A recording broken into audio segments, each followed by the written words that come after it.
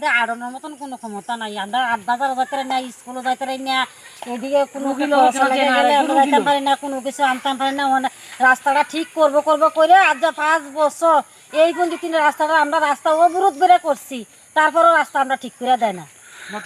আমরা তো এই সময় কইছে আমরা সিবিএম আমরাও আমরা রাস্তা অবরোধ করছি, আমরা রাস্তা ঠিক করে দিব করে আমরা দিছে না।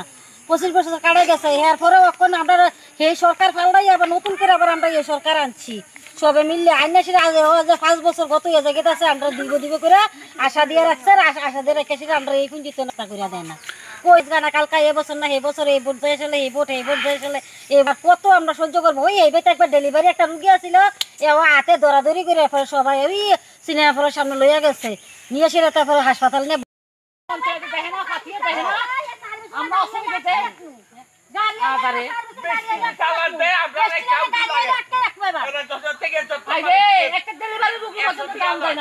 একটা রুগীর ২০০ টাকা ২০০ টাকা